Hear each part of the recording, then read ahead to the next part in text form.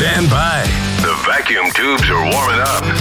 This is a special live broadcast right here on Georgia Radio.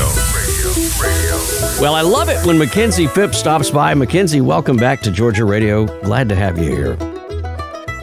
Thank you so much for talking to me today. You've got a new song out, Love Me Sober, and it's coming out this month in just trying to raise awareness for everything that goes on with alcohol abuse. And I didn't even know this, but April is a month that is dedicated to this. It's Alcohol Awareness Month. And you've got a song out, Love Me Sober, which I really like. I was trying to tell somebody about it the other day, and I said it's like she's praying vice to virtue, almost in this. It's a really cool song. How did it come about? Yes, so ever since I moved to Nashville, I'm actually coming up on my 2-year mark this June of being in Nashville. I have been definitely getting a lot more into songwriting myself and just trying to figure out who I am as an artist and my songwriting and everything like that. And the big thing with me whenever I am writing songs is they just kind of come to me out of nowhere. I'll be doing just like the most basic activity. Like I'll be driving down the road, I'll be making my bed, I'll be in the shower, and just words start coming in my head. And whenever the words come in my head, the melody also comes. So it's almost interesting to me as well, because I don't know what path the song is going down, because it all just comes chronologically. So I'll start with the first verse, I'll get that written, and it's like, okay, what route are we going here? And when I wrote this song, I thought it would be a good idea to write about a topic that somebody out there may need to hear. And alcohol abuse, alcoholism, it affects so many people out there on so many different demographics. I mean, it's not just a specific person that you look at that's like, oh, that's an alcoholic. Like, it affects so many ages, so many ethnicities, men, the whole 9 yards. I mean, it affects so many people.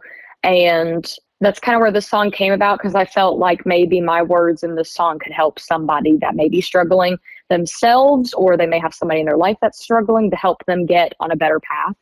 And that's just kind of where the song came about. And I was so happy with how it turned out. And my producer, Grady Saxman, did a fantastic job at really capturing how I wanted it to sound. And I'm very proud of this song, needless to say. Kind of hard to go wrong with Grady Saxman, isn't it? I mean, yeah, he's what a guy. Absolutely incredible. Yeah, I would think so. Well, it's awesome that you're able to do all of this and just churn it out. I mean, and churn is really the word. How much time do you spend a day? Do you sit down and write? Is it something that you're doing deliberately, or is it just kind of when it strikes? That's the thing that I do hate is I wish I was that songwriter. Like, for instance, like my backup singer and guitarist, Shane Begley, he could like sit down and start writing a song. It's a job. And for me, that is a lot more difficult, because I am starting to get out of the realm of writing based on personal experience. Because when I first started writing, I would write about topics that I myself were going through. And that all kind of changed when I wrote Pick Your Poison. That was the first song I ever wrote that was not based on personal experience. And like Shane always talks about, he says writing songs that are not about yourself are like you're telling lies. That's what he talks about. And in a fun way. And it's just kind of creating a story all on your own. And so I wish songs came to me faster than they do. But it all just depends on the song, honestly. Like when I wrote Pick Your Poison, I wrote all of that basically in a day. Whereas when I wrote Love Me Sober, that song actually took basically the entirety of a month to complete, because the different parts would come to me on different days. Like I'd write the verse, I'm like, okay, that's all I got. And then a few days go by, oh, I have half of the chorus written. Like, it's just kind of one of those things. So it did take a little bit more time, but I feel like it was definitely worth it. I love that. And that's interesting, the distinction between writing about personal experience and then writing something just completely, unfamiliar to you. There's a young guy in South Georgia who has a song called Cocaine. And I was like, Sky, what are you writing about here? And young, and I mean like teens. And it's this, when you get down to the bottom of it, his parents both work as first responders, and he had seen the effects and had heard the stories all these years of what happens when you're on that drug.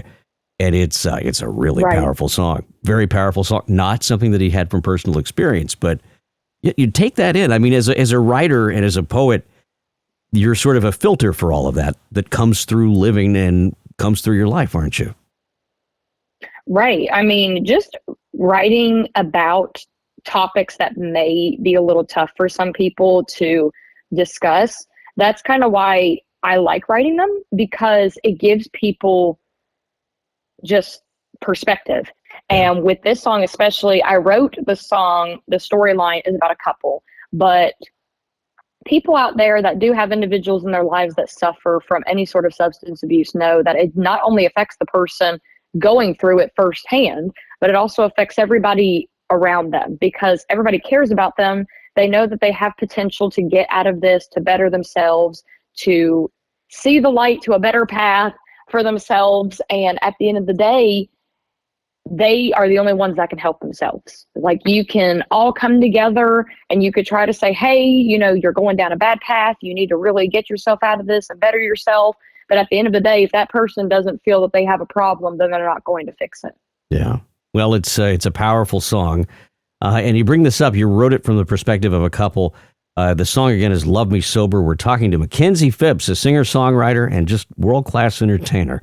I thought this was interesting that the World Health Organization estimates that about 55% of domestic abuse perpetrators were drinking alcohol before the event or the assault. So you write about this. It's often kind of lumped into a stereotype in a country song about drinking or whatever. And this is a totally different approach to a very serious topic. And it's coming out in April for Alcohol Awareness Month. I think it's a great idea, Makenzie.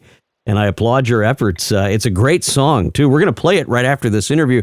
If you're listening to the live stream, you're going to hear it. And if you're not listening to the live stream, well, you should be.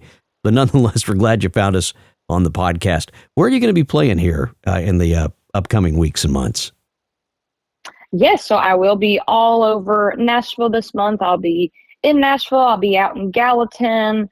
I have a writer's round scheduled for April as well. And then next month, the shows do kind of dwindle a little bit. But I'm very excited for everything I have going on this year. I do have shows lined up all throughout the year.